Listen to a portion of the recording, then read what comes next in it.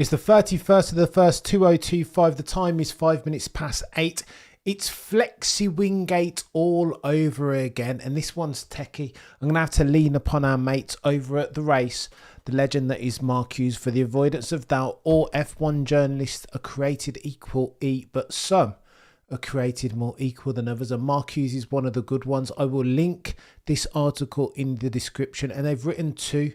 One of the evolution of the rule TD018 is the technical directive, the pick to click as far as the evolution of the FIA's attitude towards flexi wings. And why is this important, chat? Well, some would argue that McLaren were fastest ostensibly last year of the 10 teams on track, 20 cars, because of flexi wing.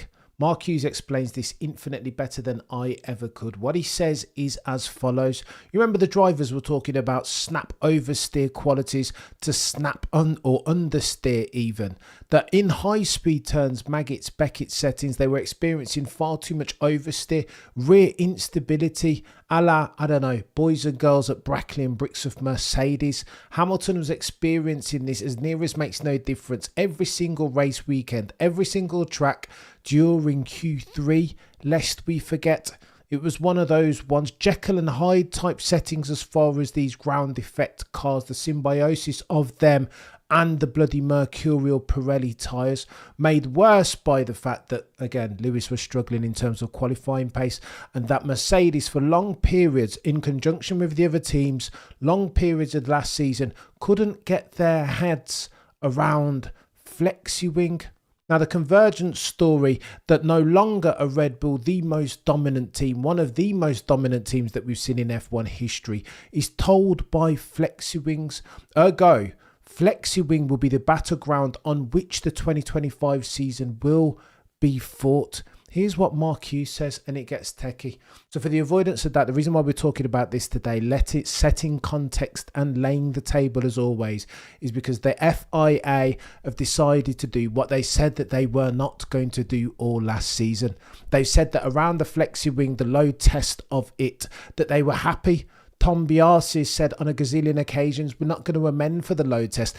If the flexi wing passes the load test, then it's not flexi. To which the F1 community said, bloody Nora, have we not learned the lessons of F1 past? Red Bull, this is their trick now. 2010 through 2014 even, that's what they were leveraging to great effect. And who was doing it then? None other than Rob Marshall. But he's since left Red Bull. He's now McLaren's guy, and it's no coincidence then that they leveraged the flexi rings to such great effect in the year that was 2024. Here's what's going on. There's only so much resource that you can use. Cost cap settings, it's different from 5 to 10 years ago when Mercedes and Ferrari would throw 400 million at a problem. Now it's all about efficiency owing to cost cap, 135 million at the latest count, above which one cannot spend if indeed one doesn't want to infringe on the FIA rules and regs. This is why Red Bull last year said they couldn't do two things. Pierre Vachet's settings, this isn't my words, these are his. Two things that they wanted to do, but they couldn't do. First, as far as the bespoke rear wing, the likes of which Scuderia Ferrari carried to the Italian Grand Prix at Monza, in addition to a couple of other tracks. Red Bull said that they couldn't build it. Why? Because of the cost cap, and they couldn't afford it. These bespoke wings are expensive. Now, Scuderia Ferrari, of course, because they want to win in front of the Tifosi, were able to allocate a portion of their budget. They nailed it, and hence why Charles Leclerc was able to come away, fortuitous circumstances notwithstanding, with a victory in front of the Tifosi last year, because they had the bespoke wing that they built for a low downforce track like Monza, and that has to matter, right? Red Bull, on the other hand, said that they didn't want to be a cost cap gate merchant again. They didn't want to have Maximilian Verstappen win another championship with an asterisk on it, because Max Verstappen and Jos and Raymond Vermeulen would not have been pleased. Indeed, some are saying that Max Verstappen already has one foot out the door. He doesn't need any more controversy or controversial circumstances hanging over his championships like a black cloud. Therefore, Red Bull said, I'm out. We're not going to build this rear wing, no bespoke rear wings. And as the second topic on the docket, as far as things that Red Bull weren't going to be able to do, of course, it's the Flexi wing. Now, Flexi wings are complicated, composite. You need it to pass the load test, but then you need it to be able to flex under load. Expensive to build, therefore. Red Bull read the rules and the regulations, and decided that it wasn't worth it for. It was always going to be outlawed. McLaren said, you know what? They got their Ross Brawn cap on, didn't they? Double diffuser settings, and decided that this was a loophole that they could exploit. All they needed to do was build a front wing flexible enough to move in the bloody braking zone and at speed, but strong enough to pass the load test. So noddy are the FIA. That was Rob Marshall's job, and that's what they did. And that's why that car was so bloody fast as versus the rest. Durable competitive advantage, no zero-sum game. That is Formula One. And Mark Hughes writes this, because he goes into details. Lest we forget the handling dynamics, I've already outlined understeer to snap oversteer. What you needed to do then is build a wing that didn't flex under the load test, but over 130, 140 miles an hour. It's different conditions, isn't it? You can't replicate that in a garage, says Mark Hughes. And all the while, Tom Biasis and FIA were saying, no, we're good with this load test. No, it's calm. Let's leave it as it is. Now, however, they've realised that there is durable competitive advantage, a lot of, in these flexible wings. I will say to you this, don't believe me, go and watch the onboard of Lando Norris's front wing flexion at the Italian Grand Prix. Mark Hughes calls it a Mohawk wing. Does one of these, as you guys are looking at it, literally comes up almost bloody perpendicular.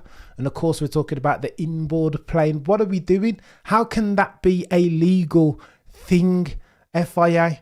There's always going to be loopholes, and this is always F1. Brilliant minds looking to exploit the rules with a view to gain lap time and therefore durable competitive advantage. And McLaren did it best by dint of their steed, Rob Marshall. He was the one responsible for doing it at Red Bull back in the day when they leveraged it so well.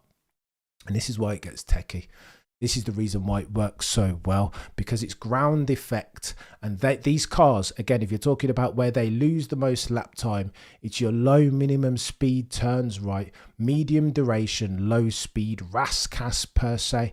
And what the likes of Mercedes and all the other teams on the grid have been complaining, Maximilian Verstappen included last year, is that around those type of turns, you can't get the car to bloody well turn in. The car will not turn, Max Verstappen said. I'm on -5 brake bias and the car still bloody well won't turn. That's what they're struggling with. And as a proportion of the whole, where these teams and drivers were losing time, it would be around those corners, low speed, RASCAS as an example, that type of one.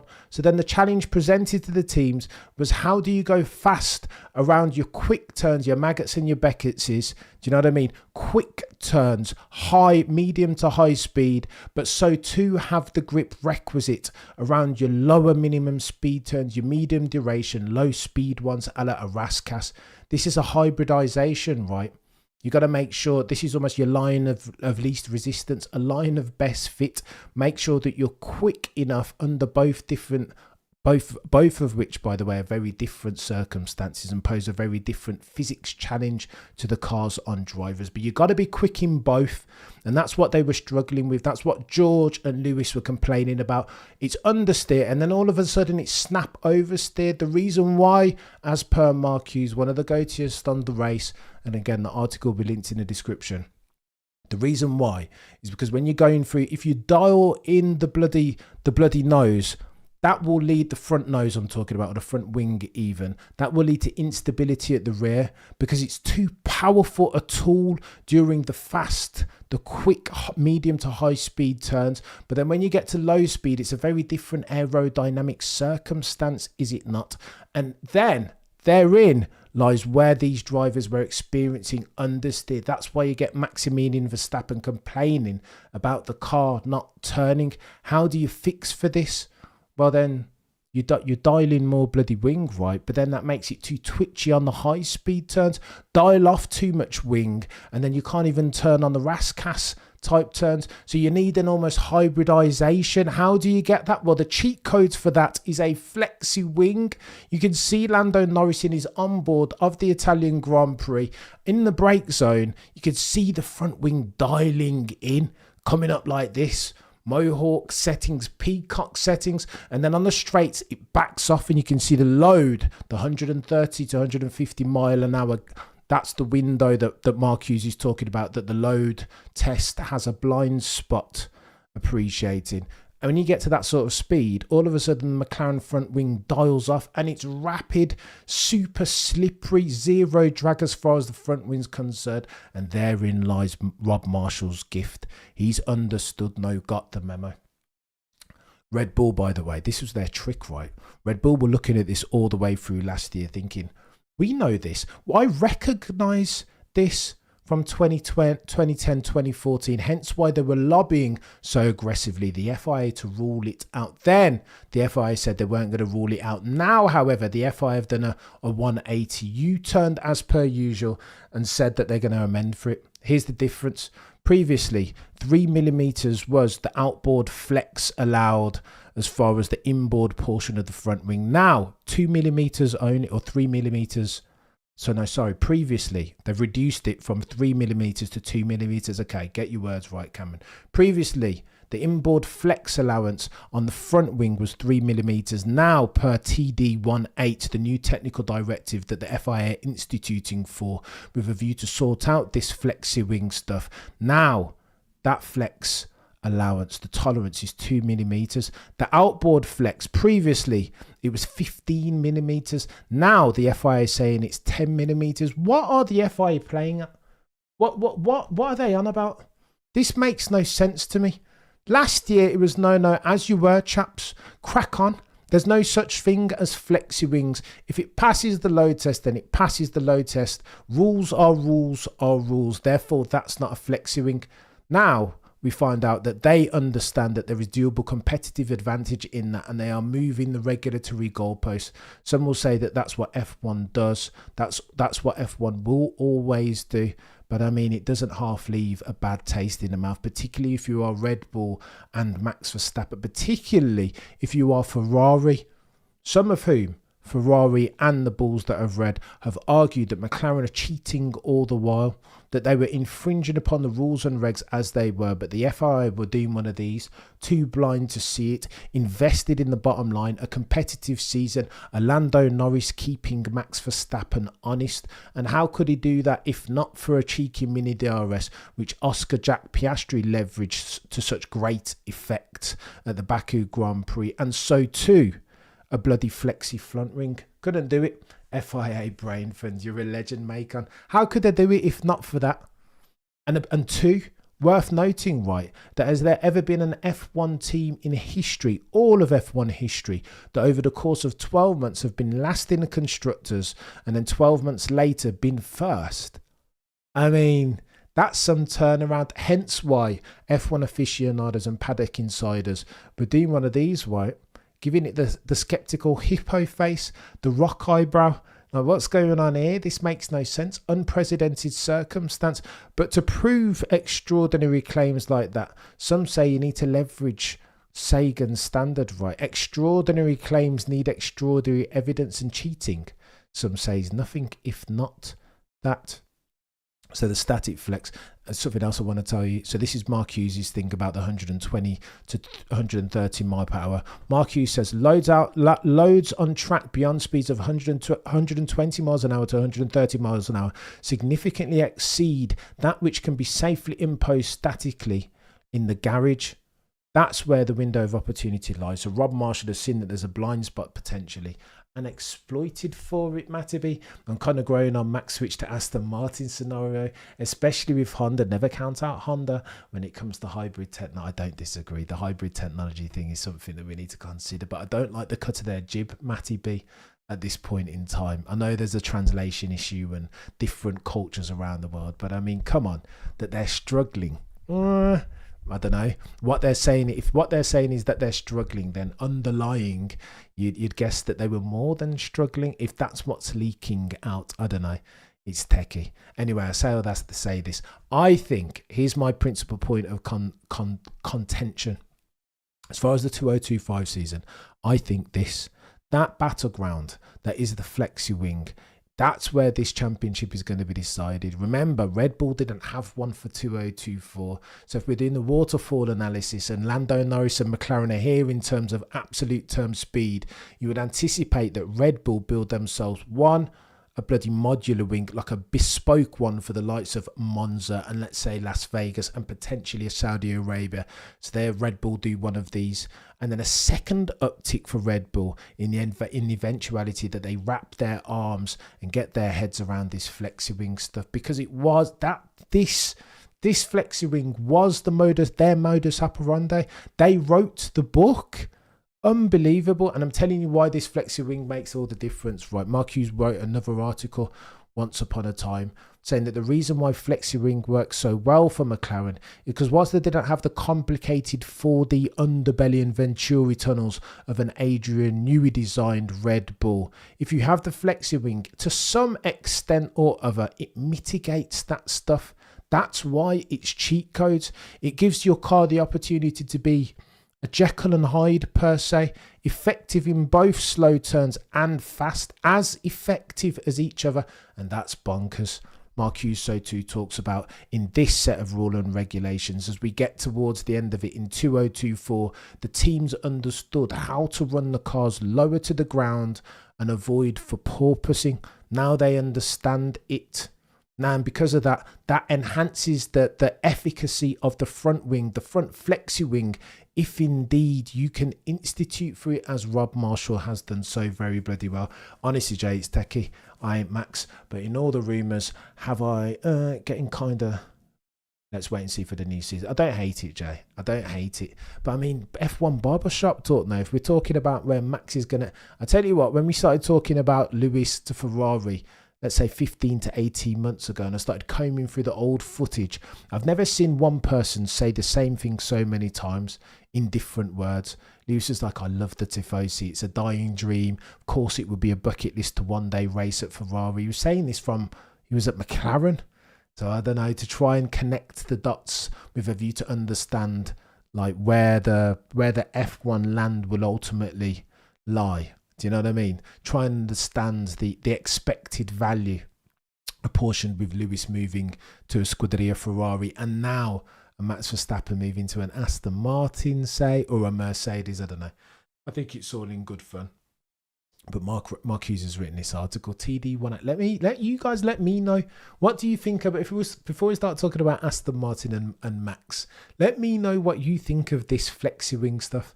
Because I think it's absolute chaos. I think it's chaos that the FIA have done a U-turn, an about turn all of a sudden. That's the first thing. And second thing, I think it's going to be pivotal. This is the Flexi wing war. This is the battleground on which 2025 will be fought. I think it's no less than intriguing. The Red Bull didn't have that in 2024. Of course they'll have it in 2025. They have to. They've got to develop it, and they've got to make sure it works. Oh, and by the way, as if it didn't even get more complicated than that, you would think that they bring in TD18 right in time for Australia, right? But they cannot, because half of these teams have been developing a car with the existing rule and reg set sans TD18. Now, however, they're going to institute this around Spain. It's a few races in, right, which gives these teams and drivers the time that they need to adapt for the car with a reduced set of Flexi wing. I'm telling you, it's chaos. These wings are overpowered. What double diffuser was in 2009 to Ross Brawn et al. Is what these Flexi wings are going to be to these cars. Oh, and by the way, there were a couple of teams who used the Flexi wings. Remember, Mark Hughes put together a waterfall analysis, didn't he? Disproving the existence of a fiddle brake or an inertia valve on Red Bull. And his thesis went something like this. If there was indeed a Flexi valve or an inertia valve or a fiddle brake, something of that ilk, as far as Red Bull, when they took it off, it's logical only that you would expect all of the other cars to converge on Red Bull. Therefore, if they've taken something off their car which made it fast, let's say a double diffuser type scenario, If they take it off, then you'd expect the other 9 teams to get closer, right, to varying extents, but they would all converge some on Red Bull. Mark Hughes did the analysis based upon super times, that being the fastest time that any one team does over the course of the race weekend, and then calculates the deltas, the variances, as a percentage of that fastest time. And he decided that what happened was that the convergence story to Red Bull wasn't told by the other 9 teams. It was only told by McLaren and Mercedes. McLaren, as at Miami, brought their first big upgrade, right? And there was Flexi wings. They're on in. That's the story of the championship, right? Bought a good Flexi wing and then leveraged it with a view to win themselves some silverware and a Constructors' Championship in particular. I'm telling you, it's chaos. I'm a Jordan Aston Martin fan. I'm hopeful for 25, says Clive. Oof. Listen, I don't know what to make of not Aston Martin, not just yet. I don't know. I think 26 will be their year, right? That's when Adrian Newey. Do you know that Adrian Newey still hasn't started work at Aston Martin? March the 1st. Now I know that's, you know what I mean, it's hard to police that, but he's already said he doesn't have his tools and the CFD, and he couldn't, you know what I mean, there's only so much intellectual property that he can take from the balls that are red legally, unless he wants to like infringe upon non-complete clauses, etc., and gardening leave stipulation and regulation. So I don't know. I don't know about Aston Martin just yet. Matty B, you're a legend. I genuinely think F1 should look at homologating for Matty B and rear wings, because developing them only hurts. No, Matty B, I disagree, chap. F1 can't be homologated. Like, it just can't. I know. I see where you're going with that, but that's, whilst it's not spec series, it smacks of spec series a little bit too much for my liking. Excuse me. So I wouldn't necessarily go that way, Matty B. I hear what you're saying, and I know why you'd say that, but I can't help but disagree. It's chaos, this. But no, I think we need to keep an eye on this FlexiWin stuff. I think it's only going to get techier. Oh, and by the way, as if loads of teams weren't already alluding to the fact that McLaren have been cheating, that there's no way that they can improve so much in such a short space of time. Now, this U-turn provides them with the ammo that they've so desired, right? That like the FIA weren't doing what they should be doing, that load test was always a farce, that Rob Marshall and McLaren, the boys and girls from Papaya coloured team, were doing nothing if not exploiting it, just as Ross Bourne and his Brawn GP team did in 2009. I'm telling you, I cannot. Chat, I can't wait. This season can just kick off now. Oh, and by the way, as if Scuderia Ferrari, you know, Scuderia Ferrari are sorting out their bloody suspension, doing what they should have done 12 months ago, sans stubbornness and a dogged Italian determination to seize defeat from the jaws of victory. You don't think that Ferrari are going to have a Flexi wing too? Even if it is just up until Spain, you've got to develop it. You saw that Max Verstappen leveraged a good start last year with a view to ultimately win himself a Drivers' Championship, his 4th back-to-back. And you can't allow Max Verstappen. If there's a blueprint, I was arguing with Shez the other day, if of the shakedown, by the way, and Thai GP, if there were a blueprint as to how to beat Max Verstappen, or at the very least to ensure that he doesn't beat you, make sure he doesn't get out the gate quick. You can't build a lead and then expect to overtake Max Verstappen, not on track or in the driver's standings. He's too powerful, too strong in the defence. So Lando Norris, I hope you're watching this, sir. Get out the gate quick. Practice them starts. Practice your defensive posture if indeed you harbour aspirations of winning a world championship and therefore defeating a 4, maybe soon to be 5-time champion Maximilian Verstappen, because there is a blueprint out there and he will need to follow it, lest he be doomed to repeat the mistakes of Christmas past and seize defeat, the ever-present defeat from the Moors no jaws of victory. Always a good bet. I'm a dreamer though. What's McLaren F1 racing? Champ says, I watched the Yamaha F1 FIA launch today. Kuala Lumpur MotoGP. Mate, Champ, I wish that I had time to watch MotoGP. I'm so deeply embedded in Formula One and picking out at these plot lines and story arcs with a view to bring you guys the juiciest ones and narrative. Avoid being an unreliable narrator, and there are a few of them out there. Sadly, I've got very little extra spare bandwidth to absorb any other sports, even football. And I used to be a big bloody football fan, and now couldn't even tell you who's atop the Premiership. Liverpool, maybe. Hey mate, I missed you loads. Sorry, bro, but lots to do. Now, Andash, you're a legend. Our best part of the trip was driving the orange McLaren 960s from. But mate, Andash, are you driving these supercars, mate? Very jealous, am I? Very, very jealous. For God's sake, watch the pass film now. That was a weak link. Go on, remind me. What are you saying there, Macon? Clive says he's weak links in those dreadful. Oh no, Lando. I'm gonna go on. Let me tell you. I'm gonna. Me and Mr. Windsor will be renewing rivalries on Monday, and I will be quizzing Mr. Windsor as always, respectful, because he's a Mr. Windsor is a legend, and the chats between me and him have become legendary apparently in the community. But I will be quizzing him on the Lando Norris stuff. I have to, right? In addition to Expletive Gate, in addition to this Flexi Wing stuff, in addition to rumour and speculation on the weakness of the collaboration between Ford and Red Bull, everything, and Lewis, of course, we've got to talk about that. Red Bull crying a river to get their regs changed, like Mercedes did, shows the car isn't at the front, which gives us hope of a competitive season. But go on then, Jay. So, Benzi, but the problem is this, right? And this is, listen, if I were a betting man, Maximilian Verstappen isn't even a favourite. I think they've still got Lando Norris as the favourite. WTF, knowing, mind you, that Pierre Vacher and bloody Enrico Balbo will be building themselves a Flexi Wing. Imagine, think about it now. Now that we take a step back and see the F1 wood for the F1 trees and do a bit of a root cause analysis with a view to understand the underlying of Maximilian Verstappen's championship win, his fourth one of. That he raced all that year and they barely had a Flexi Wing that would work. Mate, so how quick, if they continue to evolve again, last year the rules and regs, if they continue to evolve the car at the same lick as McLaren and Mercedes, and then tack on a Flexi Wing, lest we forget that Mercedes had one. Mercedes did have a Flexi Wing. Now you can talk about the respective efficacies of them. Obviously, Rob Marshall's was the best one, the composite, it was super flexy, etc., etc. But if Red Bull can build one properly and then come with a bespoke wing, then if you're normalizing for these things, these anomalous instances that will no longer resist in 2025, lack of a bespoke back rear wing for the balls that are red, and lack of a flexi front wing, especially when we're at 15 millimeters and 3 millimeters between now and the Spanish Grand Prix, mate.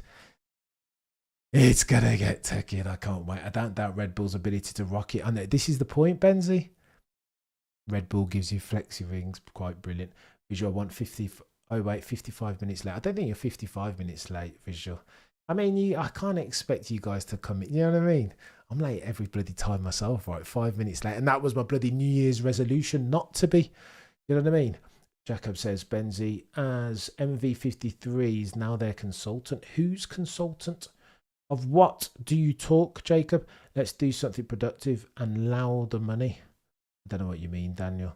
I think it's more pursuit of excellence in material science than when it works. Read the rules once. No, I agree with you, Damon. It's always been F1 though.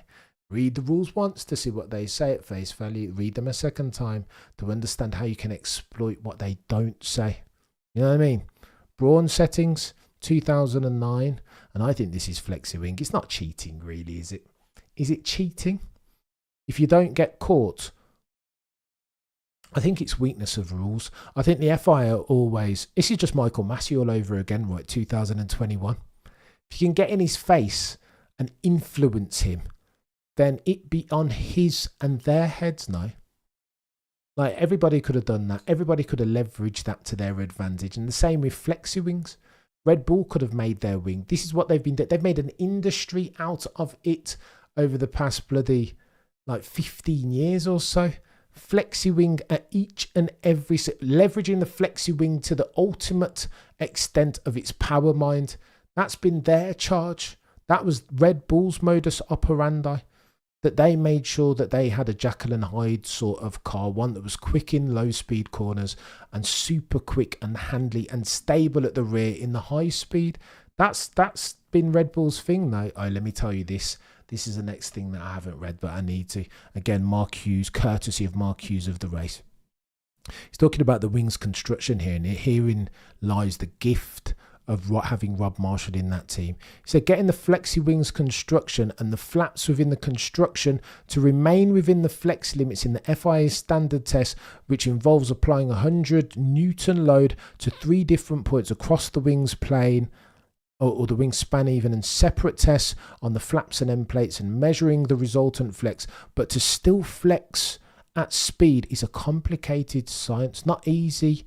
Therefore, this isn't something that any B-spec F1 mind like myself can do. This is the remit, very firmly in the remit of one Rob Marshall, last of the front wing benders. It involves a complex layup of the carbon fibre elements which make up the wing. And that's why you hear Pierre Vacher saying that they didn't have the resources, financial resources, disposable. Red Bull repeatedly reined in on front wing flexibility in the 2010s and into the 2020s, and much of the team's mastery was dependent on that. Then Rob Marshall, the legend that is, front wing, last of the front wing benders. Then Rob Marshall moved across in 2024, was it not? So 2020, so much of the team's mastery in this crucial aspect was attributed to then chief designer one Rob Marshall. Marshall transferred for 2024 to McLaren. The team's Miami upgrade last May, McLaren, included front wing with greater aero flexibility, and from that point onwards, McLaren was invariably super competitive, occasionally dominant.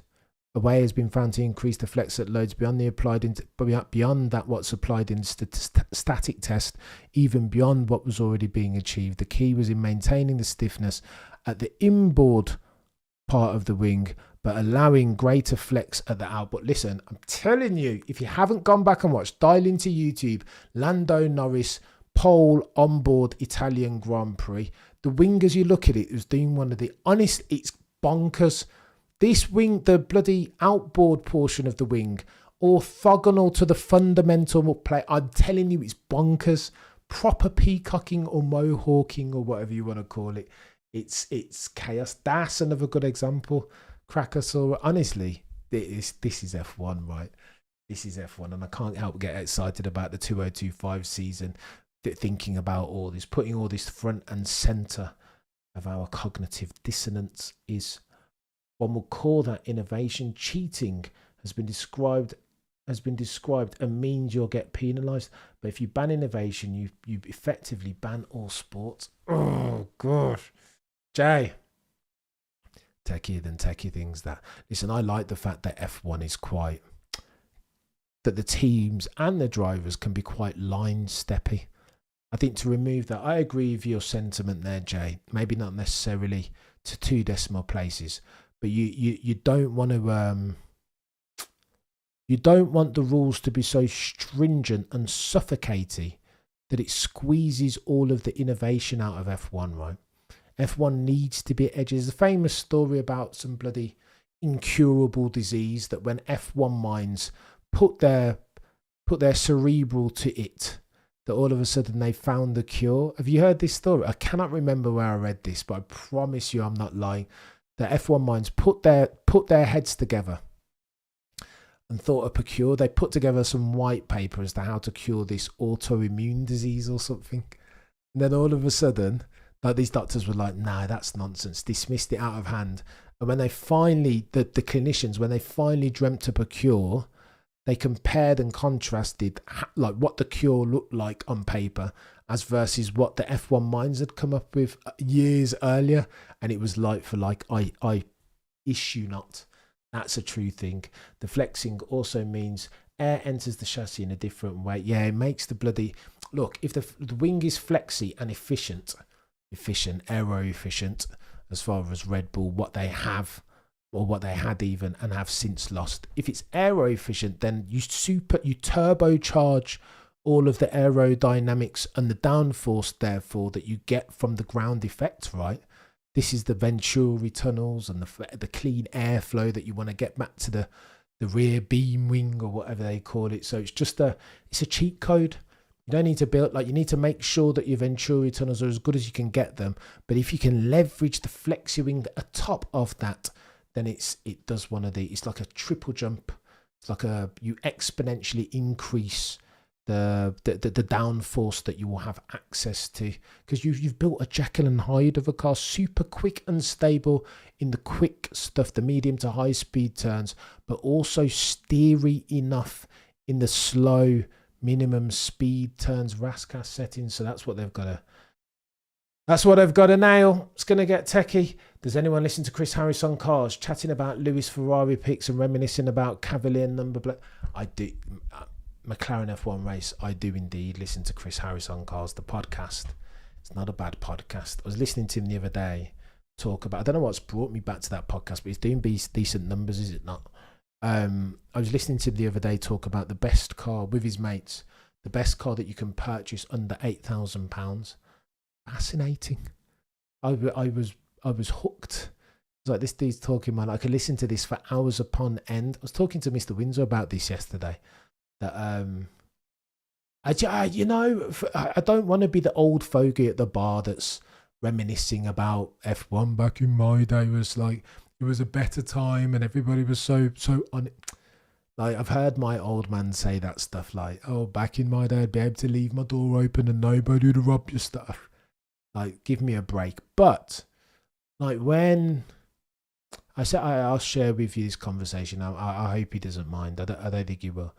Like, when I listen to the legend, the goatiest of all F1 goats to have ever goated, Mr. Peter D. Windsor, when he gets in his nostalgia bag and starts talking about the one that I cited to him last night when we spoke was about like when he talks about Gilles Villeneuve at Monaco driving a truck of a Ferrari and like being scared, like on the sidelines, that any second now Gilles Villeneuve was gonna yeet it into the barrier. So tricky and difficult and beast-like was that car to navigate around those Monte Carlo street turns. I'm like, I melt. Like, that sort of nostalgia and level of insight, just I'm, you know what I mean? I'm gone hook, line and sinker, because I don't think you can get that anywhere. It's that sort of stuff. And Chris Harris is, I'm comparing and contrasting. I don't think Chris Harris is anywhere near the level of Mr. Peter D. Windsor, not even close. How very dare I even mention Chris in the same sentence as Peter? But I say all that to say this. Chris reminds me, when he gets into his automotive bag, it's a unique level of expertise, right? And that's, again, it depends on the lens through which you listen to your podcast and or watch your favourite YouTubers. But when it gets like that, I'm just like, mate, Flexi on the back should be banned. Mini DRS, I think, is out of the question now. Got on to it. But the problem is, draws me back to this cheating thesis, right? The problem is, when McLaren, all right, look, Oscar won in Baku, right? In no small part due to the mini DRS. Let me ask you guys a non-rhetorical question. What do you do with those points? When you see that mini DRS, look, if I win an Olympic gold medal and they test me and I'm like, do you know what I mean? My urine shows that I'm on everything, Nanda, like all of the steroids known to man. My gold medal gets taken back, right? So why in F1 can Oscar Jack Piastri use a mini DRS that's blatantly illegal, has always been against the rules, and keep the 25 points? What? Oh, the humanity?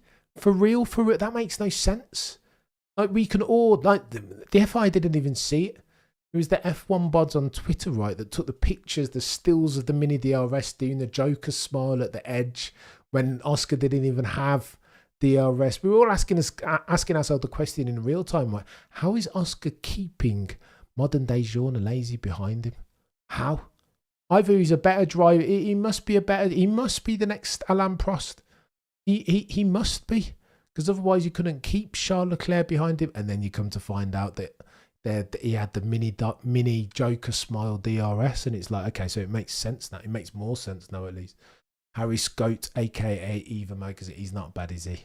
He's not bad. When he gets into his bag and he gets a bit geeky and a bit storytelling, he's not bad. Few people who have been around the sport for as long as Peter don't do. I know, Macon. It'd be well. You've got go on then. Let's talk about this because I know you guys appreciate a decent podcast. So the boys and girls over at the race do decent work. So there, I'm talking Scott Mitchell, Mom. I'm talking Ed Straw, Mark Hughes, legend of the game, whose work I'm often citing. I will link that article in the description as soon as we come off here because it's a decent one. But then if you're talking about the Peter Windsor stuff, you're never going to get somebody like for like who presents and engages and tells an F1 story the way that Peter Windsor does. And Pates like leans into that rich, colourful F1 tapestry and lays it out in a way that's succinct yet equally comprehensive. It's almost impossible. You can't buy that stuff. That level of expertise and knowledge in conjunction with that level of storytelling, that engaged way of telling a story is just unique. Oftentimes me and Peter are talking, I'm interviewing Peter and it's like, next question, sometimes you'll hear Peter full stop, new stanza, new paragraph, and I'm not ready because I'm lost in the, do you know what I mean? I'm lost in the F1 tapper. I don't know. I'm just like, oh, this is too much. But if you're going to give credit to the guys at the race. They do a podcast, I think, pretty much every week at this juncture. And you've got to shout out friend of the channel, Matt Bishop and Richard Williams, his podcast brethren, because they do a brilliant one. And colossally, that's history. Not a bad one. Recent deep dives in the second season of their podcast on Bernie, on French drivers. There's a brilliant one on Gilles, where they look at the best Gilles Villeneuve performances, 3 of them. There's a 3-parter that they did one on Spygate in their first season. Spygate? Spygate and the circumstances around that. So no, shout out to Matt Bishop and Richard Williams. Go and check that out. It's colossally that it's, if you like Mr. Windsor stuff, then I think you'll appreciate that. Yeah, but with some posse level of character, historical context. I know Sam's name, but I've never taken in his content. Yep. Question is, were designers smart with something new, or did they break the rule? Francis, I just think it's much of a much. This is saloon semantics, right? I feel like I'm pettifogging massively. I just think the Olympic analogy 15, Darcy, you're a legend. No, listen, you're a legend, Darcy. I appreciate you. And let me say, for the avoidance of doubt as we round third base, I appreciate each and every single one of you, whether you can or can't make the lives, the fact that you turn up and engage and talk and, you know what I mean, fact check me on my ball feathers when I'm talking nonsense, which happens frequently, sometimes, often, occasionally. You know what I mean? No, I appreciate each and every single one of you to the moon and back, because this channel ceases to exist as a going concern and or entity going forth into 2025 sans your help and contribution. There's something I was going to say that was quite good. Right, so the rules on regs. I just can't help but think about the Olympics analogy. If I cheat and they catch me, then I don't get to keep my gold medals. I just don't get to. I've got to give them back. So why then, if that's the way in which the upper echelon of sport operates globally in the Olympics, then why was Oscar Jack allowed to keep? Why did we all, as an F1 community, see the mini DRS and understand that more than likely, without that, there's no way he's going to keep an onrushing, charging, fire-breathing dragon of an F1 driver in Charles Leclerc behind him for the duration of that second stint of Baku? It just was not going to happen. So why then was Oscar Jack allowed to keep his 25 points at Baku?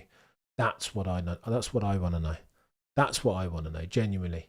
I mean, George couldn't keep his at Spa when they found out that he was underweight. So why then, on discovering that mini DRS, was Oscar allowed to keep his 25 points at Baku? I don't know. And herein lies the issue over which we need to come as a sport now. That it's too inconsistent, that the FIA haven't got arms sufficient around the sport and the regulatory portion of it. They just haven't, nor will they ever. Sadly, I don't think. It sounds very negative, me being a proper Debbie Downer, but I think that's the truth, the pragmatic truth.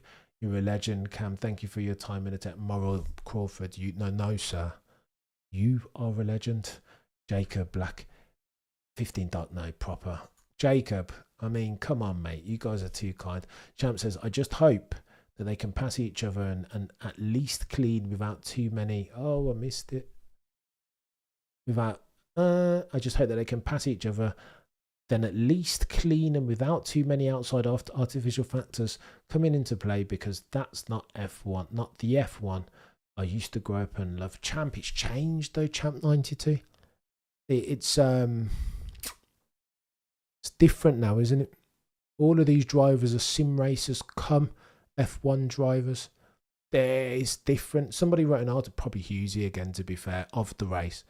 Somebody wrote an article on this talking about the very unique brand of automotive pugilism that best summarises the 20 drivers on the grid. Isn't that dissimilar from Max's very unique style of aggression? Because they're all sim racing. They'll all have watched Ayrton Senna and idolised that chap. You hear Colapinto and Charles Leclerc, and they all love Ayrton Senna. So how can they but not be influenced by Senna's level of aggression ad infinitum, in perpetuity? Do you know what I mean? How can they not? Of course they're going to be influenced by it. Now, some of them do it to a different, like Charles Leclerc is, for the most part, not passive, but he's a bit of a, I describe him, the way that he races Max at least, he's very Steven Seagalish, isn't he? Aikido settings, like he's using the aggression that you give him against you, like he you know what I mean? Very, very smart and very, very crafty in that sense. But most of them, I mean, George, Cam, man, like it's just chaos, and I think a lot of them are like that. George at Baku and Max Verstappen a couple of years back does not give a fudge. George, Singapore, the crap. Like, I just think they're sim racers. They've come up. That's the route out of which their F1 careers have sprung, grown, been nurtured, and I think that's undisputable at this point. And therein lies the reason why there's that very, the common denominator is that very aggressive style, is what I mean to say. So, place to flex or not to flex? That is the question. How is that a question? So, play. They've all got to flex until Spain, when TD10 or TD018 kicks in proper.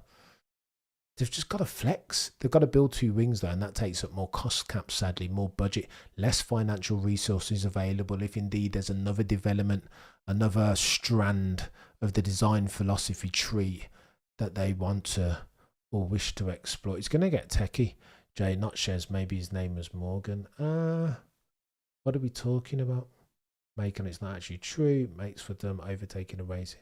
CL16 is the best counterpart. I don't disagree with that, Jacob. As much as I like a cheeky Charles Leclerc, aka modern day Jean Lazy disparage, I do like to do one of those. Got to give him credit where credit's due. For on this channel, unlike so many of us, knowing that, no, I'm joking. What we will never do is sacrifice truth, value and or objectivity at the altar of partisanship and or confirmation and recency bias. Cannot do it, will not, shall not, ever, never. No, Lewis is never terrible. Oh no, Lewis is Lewis isn't bad in the overtake. I mean, to say that would be to do exactly what I've just done, or what I've said that I will never do. John, you're a legend. Isn't F1 just about who can bend the rules best? John, you're far too kind, first and foremost, and to your second, kind of. Who can bend? This is a very overly verbose way of terming it, Jacob. But I will see you that, or John even. But I will see you that and raise you this, John McLaren. I think it's the extent to which usually the team and or driver that wins is the one that can bend / break the rules to their will and their desire best and most frequently without incurring substantial penalty, right? Last year it was McLaren. Over the past few years, it's been Red Bull, both in terms of their mechanicals and the car, their ability to get in the face of Michael Massey. It's an art, I'm telling you. What Christian Horner did in 2021, some will say, evangelists will say, oh, it's outrageous, you can't do that. The sacrilege sporting it's not in the, what did I say? It's not within the spirit of the rules. Fudge that right off. All those people that say that, had they been in a similar circumstance, they would have done exactly what Christian Horner did. How very dare you? Do you know what I mean? There was once a man called Hippocrates. Should be about innovating, says Benzie. Clive, I just watched a clip of Mansell driving an F1 sim. I could watch him all day long. Listen, I wouldn't mind watching a bit of Mansell. Mr. Peter D. Windsor's old mate.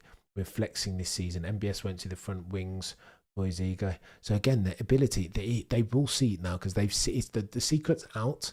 But it's about who can pass the load test, the new ones, 13 and 2mm outward and inboard or outboard and inboard portions of the front wing. But who can build a front wing that still flexes as much as needs be and pass that load test, the more difficult one. That's all that this is. Tick the load test box and you're Gucci, right? Nobody can. They've said already. If they don't care, even if they see the wing like, even if the extent of Lando Norris's wing flex in Italy was chaos. The FIA must have reviewed that footage and just said, well, nothing to see here, mate. You passed the load test. What are we doing here? This makes no sense. Don't you all want excited competition this year? No, definitely, Benzie. I am down for that right as you ran for a base. You guys have been legends. I am going to run. I know I normally go 60 minutes, but we've gone 52. And we've covered exactly what I wanted to cover. In summary, therefore, the battleground that is 2025 as far as the drivers and constructors in particular will be fought on the lines that are the flexible front wing. Who's developed one already? Who can adapt for the more suffocating TD18 ruling, TD18 directive that again extends. Thus, the inboard flex allowance will reduce as at the Spanish Grand Prix this year from 3mm to 2mm. The outboard flex now reduced from 15 to 10. Listen, it's going to get techie. It will get techier than techie things. Where can I see Justin? I don't know what you're talking about. A level playing field at the end of the regs period might be the last time for a while. I've heard Adrian Newey talking about this. Like in his recent interview with AMS, he's basically alluding to the fact that he expects in 2026 one team to take a leap on the rest and be dominant, potentially depending on by dint of where their dominance comes, whether it's the electrical portion of the power unit or the combustion portion. If it's the electrical, potentially, if it's the, I can't remember which way around it was now that Newey said it. No, he said it. I think if it's the electrical portion, then he can catch back the gap. But if it's the combustion portion, I think, check me on this. If it's the combustion portion, that might be gonzo for the rest of the rule and reg tenure. Potentially. Right, guys, I'm going to run. You guys have been legends. Thank you so much for joining the Friday show, the Friday stream where we go back and forth. You guys fact check me on all my bull feathers and my enunciation or lack thereof. You guys have been legends. Enjoy the rest of your Friday. Between now and next time, as always, remember to look but never stare. Prosecution rests. No further questions, Your Honour.